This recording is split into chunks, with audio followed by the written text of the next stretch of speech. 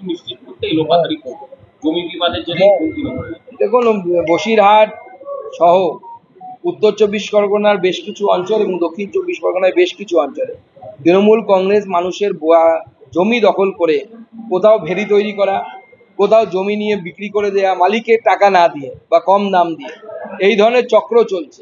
Land grabbing যাকে ইংরেজিতে বলে, সেই ল্যান্ড গ্র্যাবিং চলছে। এটা অত্যন্ত চিন্তাজনক বিষয়। এবং দেখুন, এতে ভাগাভাগিতে গন্ডগোল, নিঘাত যখনই তদন্ত হবে তৃণমূলেরই কেউ ধরা পড়বে এবং তারা নিজেদের মধ্যে অন্তর্দ্বন্দ্ব এবং তার ফলে এই ঘটনা ঘটে। বাংলাদেশি নাগরিক 30,000 টাকা দিলে জাল আধার কার্ড পাওয়া যাচ্ছে, ভোটার কার্ড সার্টিফিকেট তৈরি হচ্ছে শিলিগুড়িতে। এই সমস্যা ততদিন না পর্যন্ত মিটবে, দেখুন রাজনীতির বিষয় নয়, এই বিষয়টা যে দেশের বিষয়।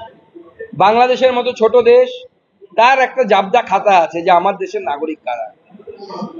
আমেরিকার মতো বড় দেশ, তারও একটা সেই ধরনের জাবদা খাতা আছে যে কারা আমার দেশের নাগরিক। ভারতবর্ষ স্বাধীনতার পর প্রথমে এই কাজটা করতে হতো যে আমার দেশের নাগরিক কারা, এর একটা রেজিস্টার থাকে, তাকেই পোশাকি ভাষায় NRC বলা হয়, সিটিজেন রেজিস্টার যেটাকে বলে, national register for citizens, NRC।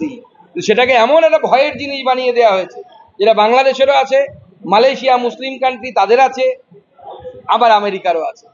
যতদিন না পর্যন্ত ভারতবর্ষের সরকারের কাছে এই নথিভুক্ত তথ্য থাকবে যে আমার দেশের নাগরিক কারা, ততদিন পর্যন্ত এই সমস্যা হবে, প্রতি বছর হবে, প্রতি মাসে হবে।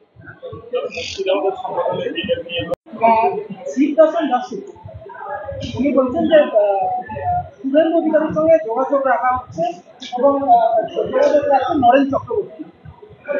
দেখুন, কে কি বলছে সেটা নিয়ে তো আমরা ভাবিতে হলে মুশকিল, এসব নিয়ে আমরা ভাবতে রাজি নই।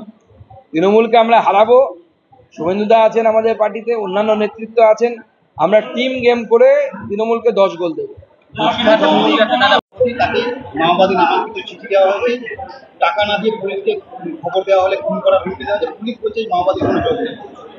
দেখুন, তাহলে পুলিশকে তদন্ত করতে বলুন। মাওবাদী আর নেই, তাহলে কি মাওবাদী আছে সেটা খোঁজ নিতে বলুন, কারা করছে। মমতা বন্দ্যোপাধ্যায় দলের লোকেরাই আবার করছেন না তো, গোষ্ঠীদ্বন্দ্বের ব্যাপার নেই। ধন্যবাদ।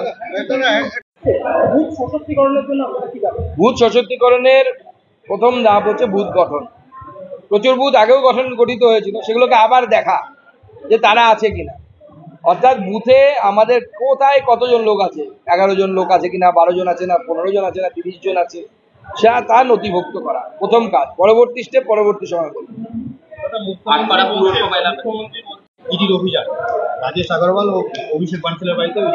না, যদি এরকম কেউ করে থাকে আর্থিক অনিয়ম, স্বাভাবিকভাবে তার বিরুদ্ধে তো ইডি অ্যাকশন করবে, ইডি অ্যাকশন হবে, আরো অনেকের বিরুদ্ধে হবে। অপেক্ষা করুন না, সবে তো সিনেমা শুরু। হয়ে গেছে, মুখ্যমন্ত্রী প্রোপাগ্যান্ডা করছে। মুখ্যমন্ত্রী তো বাংলা ভাষা যারা বলতে পারে না তাদেরকে এই রাজ্যে এনেছে। এখানকার সাংসদ কি নাম, ইউসুফ পাঠান, বাংলা বলতে পারেন? উনি লোকসভাতে শপথ নেওয়ার পর বলছেন জয় গুজরাট। যে গুজরাটের নাম শুনলে মুখ্যমন্ত্রী রানু মণ্ডল হয়ে যায়, সেই মুখ্যমন্ত্রী সাংসদ তিনি বলছেন জয় গুজরাট। কীর্তি আজাদ বর্ধমানের সাংসদ, বাংলা বলতে পারেন? বাংলা বলতে পারেন না। তো মুখ্যমন্ত্রী সাকেত গোখলে, মাননীয় মুখ্যমন্ত্রী রাজ্যসভার সাংসদ, বাংলা বলতে পারেন? পারেন না। সুস্মিতা দেব, সন্তোষ মোহন দেব কংগ্রেস নেতা, তার মেয়ে, আসামের মহিলা, বরাক উপত্যকার মহিলা, তাকে নিয়ে এসে সুস্মিতা দেব, ইউসুফ পাঠান, কীর্তি আজাদ, সাকেত গোখলে, প্লাস আর একজন মহিলা আছে যিনি বাঙালি কিন্তু বাংলায় থাকেন না, আরো সাগরিকা ঘোষ, আসানসোলে আমাদের সত্যকর্ণ সিনহা। তো এত 5 জন সাংসদ, মুখ্যমন্ত্রী আমি আপনাকে হাতে গুনিয়ে দেখালাম লোকসভা রাজ্যসভা মিলে, তারা তো বাঙালি নেতার পেটে লাত মেরেই তো সাংসদ হয়েছে। তারা তো বাঙালি, তারা তৃণমূল করে কিন্তু বাঙালি তো। আজকে যদি ইউসুফ পাঠানের জায়গায় কোনো বাঙালি এখানে দাঁড়াতো, সে মুসলিম বাঙালি হোক বা হিন্দু বাঙালি হোক, সে তো সাংসদ হতে পারতো। তার সাংসদের পেটে লাতটা কে, সাংসদ হওয়ার পেটে লাথিটা কে মেরেছে? মুখ্যমন্ত্রী মেরেছে। আসানসোলে লাথিটা কে মেরেছেন? মুখ্যমন্ত্রী মেরেছে।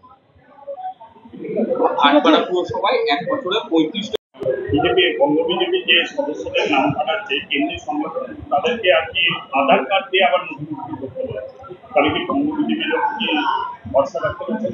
গোটা দেশেই এটা নিয়ম। আমরা গোটা দেশেই এখন নতুন সিস্টেম আছে, আমাদের বিভিন্ন পোর্টাল বা অ্যাপ আছে, সেই অ্যাপের মাধ্যমে কার্যকর্তাদের ট্র্যাকিং হয় এখন। অর্থাৎ আমি রাজ্য সভাপতি, আমার সেই অ্যাপে উল্লেখ আছে আমি রাজ্য সভাপতি, ইনি জেলা সভাপতি, এনার অ্যাপে উল্লেখ থাকবে, এনার যখন জেলা কমিটি হবে প্রত্যেকের নাম উল্লেখ থাকবে, বুথ কমিটিতে নাম উল্লেখ থাকবে। বিজেপি অ্যাডভান্স পার্টি, আমি এখান থেকে চাইলে আমার কোনো বুথের বুথ সভাপতিকে ডাইরেক্ট কল করতে পারি, আমার নাম্বার সেভ করতে লাগবে না, আমার মোবাইলে নেই, অ্যাপ খুলবো, অ্যাপ থেকে ডাইরেক্ট কল চলে যাবে তার কাছে, হোয়াটসঅ্যাপ কল চলে যাবে, হোয়াটসঅ্যাপে মেসেজ চলে যাবে, সব ব্যবস্থা বিজেপি করছে। তো বিজেপি পার্টি উইথ ডিফারেন্স বরাবরই বলে আসা হয়, সততার দিক থেকেও যেমন ডিফারেন্স, আমরা টেকনোলজির ব্যবহারের ক্ষেত্রেও গোটা দেশের মধ্যে অগ্রগণ্য। বলতে পারেন digital India, digital BJP, India digital না, জগৎ ডিজিটাল হচ্ছে। আপনিও এখন পান খেতে গিয়ে স্ক্যান করেন আর পার্স রাখেন না, এখন তো প্রচুর মানুষকে দেখি এখন পার্সই রাখে না, বিশেষ করে পুরুষরা, পার্সের আর প্রয়োজনই হয় না সেরকম। এটা সময়ের সাথে সাথে পরিবর্তিত হতে হবে, না হলে ডাইনোসর হয়ে যেতে হবে। বিজেপি পরিবর্তিত হচ্ছে, বিজেপি ডিজিটাল এবং অ্যাকচুয়াল দুটো মিলে বিজেপি, যে বিজেপি ছিল আগে সেই বিজেপি, যেমন পুরনো বিজেপি এর মধ্যে গন্ধ আছে, স্বাদ আছে, তার সাথে নতুন এসেন্স চলে গেছে। জঙ্গল মহলে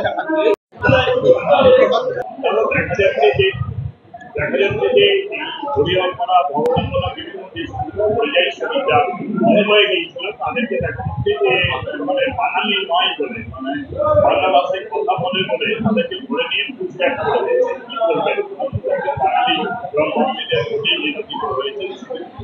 না, সব বাঙালি তো ভারতীয় নাগরিক নয়, বাংলাদেশে তো বাঙালি আছে, তারা ভারতীয় নাগরিক।